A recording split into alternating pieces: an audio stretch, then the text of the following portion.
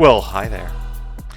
There's been a lot going on recently that hasn't been covered in the mainstream quite as effectively as it should. Let's look at Russia, and not the Russia hoax this time, but actually what's going on with Russia and Ukraine. And then we're going to extrapolate on that and how it relates to bigger picture items, specifically Epstein and Trump's wins and losses. And we're also going to cap it off, or rather, before we cap it off, we're going to look at what's been happening across the U.S., specifically in agriculture, and where the governor of Arizona vetoed a bill to stop Chinese spies, industrials from buying American land. Well, Trump's putting a stop to that with his ag secretary, getting her quit focusing on immigration, let Tom Homan do his job, as she needs to focus on what she's good at. So, first off, Russia. While everybody's been enjoying the 4th of July and fireworks, Russia's been having a few fireworks of their own. Back on July 4th, they launched a large salvo. Then they did again on, I believe, the 9th. Yep, here we go. So, Russia's been doing kind of a long-range offensive, you could say.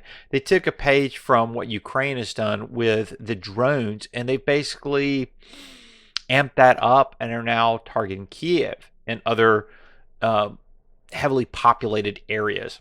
Russia launched 728 Shahed and decoy drones. So it's a type of bomb drone. So drone basically plasticed up with explosives, a bunch of plastique, as well as 13 missiles, if I can read, at Ukraine overnight. The Ukrainian Air Force stated on July 9th. The record-breaking assault marks the latest escalation in aerial attacks by Moscow's forces in recent weeks. It broke the previous record barrage, which occurred on July 4th when Ukraine stated that 539 Iranian Shahed drones and 11 missiles targeted the Ukrainian capital of Kiev. Trump also said that he was considering supporting a bill sponsored by Senator Lindsey Graham that would impose sweeping sanctions on Russia, including 500% tariffs on countries still buying Russian oil, gas, uranium, and other exports. You can probably guess who those countries are. Trump is losing patience with Russia. Surprise, surprise. The U.S. president is giving the green light to new weapon shipments to Ukraine, and sanctions on Russia's negotiations with Moscow over its war stall. Trump's change in disposition towards Moscow follows a series of intensive Russian attacks against urban centers in Ukraine over the past week, and a wide-ranging phone call with Russian President Vladimir Putin, which Trump says did not yield any progress. Putin has consistently rebuffed the Trump administration's demands that it work toward a ceasefire in Ukraine, saying that it supports ending the war but only on Russia's terms. Those comments marked a sharp departure from a recent pause on some arms exports to Ukraine by the Pentagon, which Defense Department spokesperson Sean Parnell said was necessary to ensure all weapon shipments were in line with Trump's America First platform. That pause prevented the planned shipment of several key weapons platforms to Ukraine, including guided rocket systems, anti-armor missiles, and howitzer rounds. The Pentagon has since begun delivering more weapons to Ukraine. It is unclear at this time if the Patriot missile system is among them. One thing to note, this war could have been over in the first 6 months under the Biden regime or Obama regime. Biden regime. They came to a peace deal. A peace deal was brokered and offered between Ukraine, Zelensky, and Russia, Putin. It was a done deal, and the Biden administration kiboshed it. This could have all been over. Tens of thousands of lives saved. And now we're still in this proverbial hellhole. Speaking of the impacts, so this is as of January 10th. I know it's the 11th today, but this is as of yesterday, as best I could find. Ukrainian military deaths, 60,000. I think this is underreported, but again, this is what U.S. and allies are saying. You can guess why I believe that's underreported. Russia is saying that they have lost 250,000 men. That's been substantiated by several different groups, including the U.S. So everybody's kind of in alignment here. This is kind of why I'm thinking that the amount of deaths is way wrong between Ukraine and Russia. Is Ukraine has 400,000 injuries, Russia has 600,000. injuries. So you would think that Ukraine probably has triple the amount of deaths that they're reporting. Probably closer to 180,000 deaths is probably more likely. The civilian deaths are, of course, much higher in Ukraine, with 13,000 and 5,000 deaths 500 deaths in Russia. Now, this is the kicker. Over 5.6 million people have been displaced out of Ukraine. Another 3.6 million have been displaced internally in Ukraine. So almost a whopping 10 million people. So the entire state of like North Carolina has evacuated and left. That's incredible. That is sad. That is horrific. And then almost a million in Russia have been displaced from this. Just a horrible, horrible war that's going on with lots of lives impacted. Just, I hate to see it, especially that 5.6 million and then almost a million in Russia. Just, I want it to end. Let's move on to agriculture.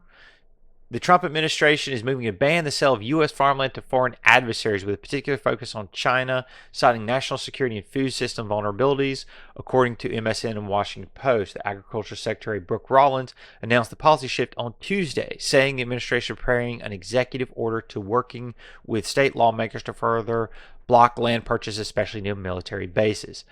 This is awesome because Arizona's governor vetoed a bill. California's been doing nothing about it.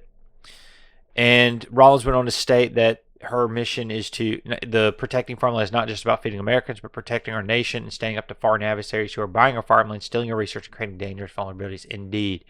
This map represents counties. So each county, if a foreign government, in this case Chinese, has bought land, then the county turns red. So the red does not mean that all of that area is now under sway of the CCP. It does mean that there is land in that county that is owned by the CCP. You can see they own a lot of land near Fort Bragg. They own a surprising amount of land near MacDill and Patrick Space Force Base. I'm sure DeSantis is going to have something to do with that. I know he's got plans brought up to reverse this. Good on him. Utah, what are you doing? Arizona, we know you're lost. And California, we know you're going to break off and fall in the ocean. Everybody else seems to be doing a lot better, but we could do more.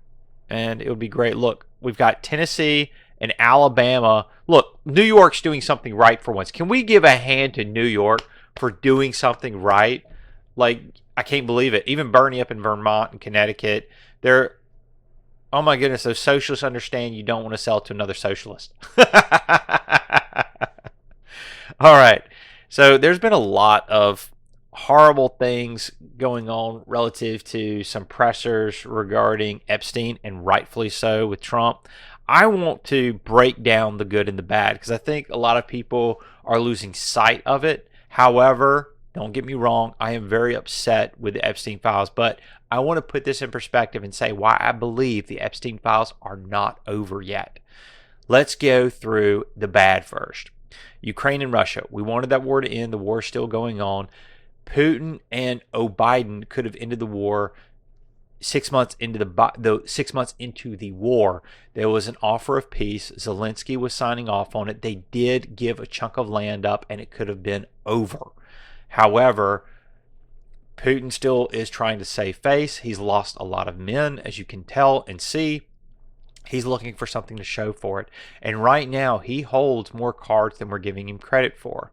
And he has been, I don't want to say a monument of stalwart compassion and care, but NATO has crossed numerous red lines, including the Biden administration, and he has yet to cross the threshold, even though we have crossed his red lines multiple times. I'm just pointing that out. I'm not saying I like Putin. I am not a Putin sympathizer at all. But the point is that Biden could have ended this. They continue to push him into a corner, and we're reaping the whirlwind from it. And now Putin wants a bit more out of it than what he's currently being offered. And we don't have a lot of cards left in our deck to play. other than some really horrible ones that I hope we do not even consider, but I know it has been considered, as well as considering that Russia would indeed use theirs. Moderna. For those that are not aware, that the spike protein in your blood is doing horrible things, and thankfully, or for those of you that are purebred, good on you. You resisted one of the worst psyops in history, and you are stronger from it. You were ostracized, demonized, and you succeeded. Round of applause to all those who are purebloods out there. Moderna, though, has their latest vaccine, Spike X, I believe, which is an mRNA vaccine, which is awful, has now been approved for kids at risk of getting COVID or high risk of getting COVID, which makes no sense because thankfully Bobby has been pushing to destroy the pharmaceutical industry and the vaccine industry to basically say, no, you cannot be pushing this on pregnant women and risk a huge chunk of miscarriages. No, you cannot give this to children and damage their hearts. But I don't know where this came out of, but for some reason Moderna is able to get theirs through. I'm sure Bobby is not happy with this. I don't think Bobby Kennedy has anything to do with that. He is definitely, in my book, trying to get this straightened out. Epstein, do we need to go more into that other than it's a debacle and you've got a couple of highly probable scenarios going along? Tucker Carlson's is gaining more and more momentum, where essentially he believes that if you opened this rabbit hole or this can of worms, it would unravel the very foundation and fabric of probably the CIA, the FBI, the Mossad, and potentially the Israeli and American governments. I think it's more diabolical than that. I think they see what they have received as far as who they have leverage over, and they're using it. They're saying, we can't just stop this. This is too good. This is a nuclear warhead where we don't have to use nukes. This is no collateral surgical strike we can do on a key politician to make them do what we want them to. I think it's too much of a gold mine, and instead of doing the right thing, they're doing the Machiavellian thing, and it's sad to see. And of course, the budget. So yeah, there are some pretty serious tarnishes on Trump's first 6 months in office. I want to give him more time. Let's go into the good real quick. Immigration. The border and the knocking down the horrible stuff that's going on with immigration, cleaning that up. Fantastic. You're going to see the economy turn around and shoot off. He is shutting down the Green New Steel. The tariffs have proven non-inflationary, which I called from the very beginning. Tariffs are not inflationary. Go look up my video, in-depth view on tariffs. They do not cause inflation, provided you're in a certain situation. He did really well with Iran. Tucker Carlson, Marjorie Taylor Greene, Bannon, they all doubted him. I was nervous. But if you look at Trump's track record and ego, he does not want to tarnish his legacy. Remember that. He doesn't want to tarnish his legacy. Having said that, that means that if you look at that from an extrapolatory or a perspective on Iran, that means that he's not going to do the potentially worst thing you can, and then he's put boots on the ground, and he didn't do it. So again, Iran is a big win. His cabinet picks, oh my goodness, Hegseth, Bobby, even, I know there's been some negative stuff in Tulsi, but I went and looked it up, and it's actually Tulsi's still doing great. Rubio, oh my goodness. I mean, they're all doing really, really well. Taxes, Trump's taxes. I mean, the budget, I've got the budget in the bad. He's still doing really good things as far as when it comes to taxes for the American middle class and for businesses. Foreign direct investment. Foreign direct investment is out the yin-yang, the most in history. It is fantastic. Trillions of dollars are going to be pouring into the country. Oh my goodness, this is great. Deregulation, pumping up businesses again, hanging with us, guys. In a year, we've got a year to try to turn this ship away from the iceberg. It's going to take time. America's this huge ship, bigger than the Titanic, and it's going to take many months, a year, to right the damage that's been done by the prior administration. This these things don't change on a dime. Slimming down the agencies thanks to SCOTUS. SCOTUS basically ruling, other than KJ with the dunce cap, that you cannot fire government employees. Asinine. Stronger border. I mean, what can you say except 99.9% crackdown on people coming into the country? Foreign policy. Trump's foreign policy, whether you like his boisterous anger or his radical demands and then backtracking due to his, art of the deal, he's effective. And then we do have items that are TBD.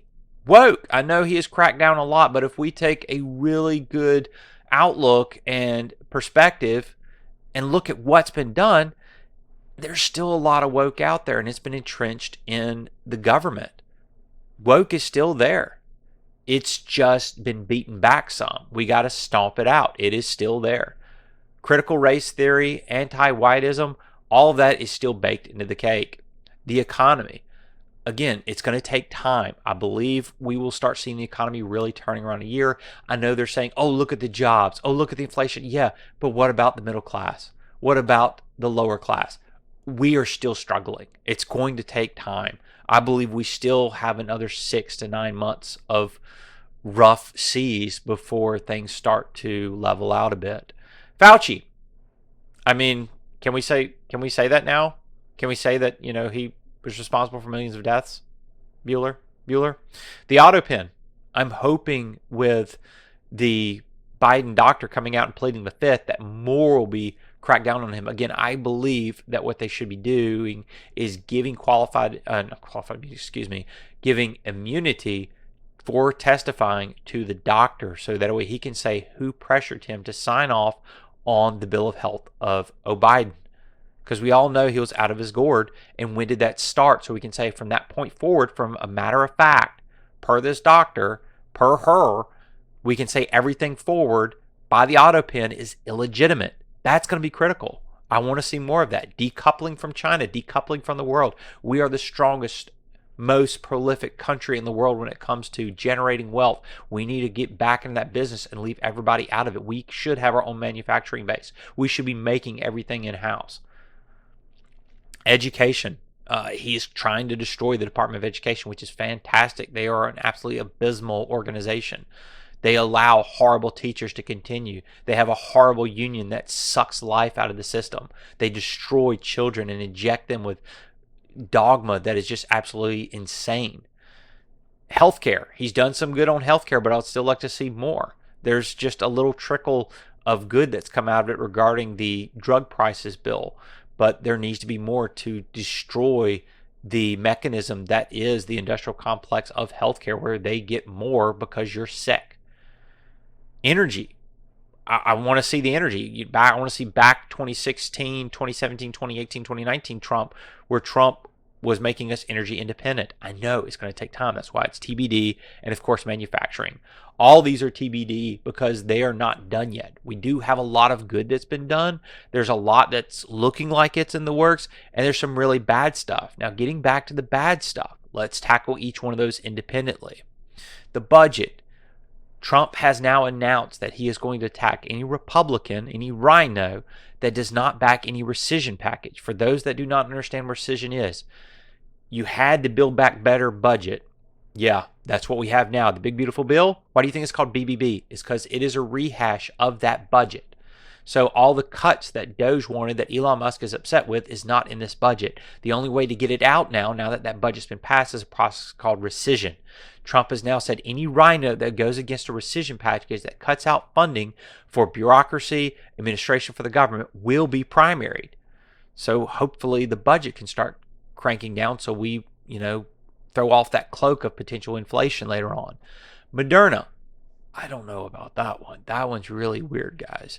And then Ukraine, Russia, hoping that something's going to come out of that. I know he's putting a lot of pressure on Ukraine. I'm hoping that his threat of starting sending weapons and munitions to Ukraine is just a proxy, just sort of a red herring to try to get Putin back to the negotiation table. But I think Putin is smart enough, and he's dealt with Trump enough to know that it's all a game to Trump. Not saying that the lives aren't a game, but as far as the negotiation, Trump knows to ask for more than he wants and then hopefully to settle on where he actually wants to be. And I believe Putin has figured that out. Putin is an intelligent man. Despite his evil, you can't, that's the problem with so many people. You look at Putin, you say he's an evil man, therefore he is dumb. No, he's an evil man and he's intelligent. You should treat him like he is intelligent. And then, of course, Epstein. I want to believe when you look at the interviews with Pam Bondi, with Patel, with Dan Boyingo, and when they come out and they had to say that there was nothing there, that Epstein really did committed suicide, there's pain on their face. They know they're lying. They know they're going back on years of their own gut instinct and what their brain and heart are telling them to be true, and they're having to lie to the American people, and it hurts them. The question is, why are they doing it, and will it change? I believe that the administration is using it for now, and I am hoping, just like with Iran, we give them a little space and say, okay, you've done what you can. Let's expose everything, because these people preyed on children. They preyed on the most innocent among us, people that everybody should try to protect, children, and they allowed it to happen. That's why woke is so evil, because it preys upon the minds of children. I just hope that we don't lose hope right now. Let's not get black-pilled. There's a lot of good that's been done. There's a lot of TBD I hope to see turn to good. And let's hold out hope that Trump knows what he's doing and things will change and we will see people brought to justice over COVID-19, the vaccines, and Epstein. Let's give the man a little bit of room to cook. I'm going to let him cook. I'm going to hold out hope and not say this is the final chapter in Epstein, because I don't believe it is. This is Mouthy, signing off.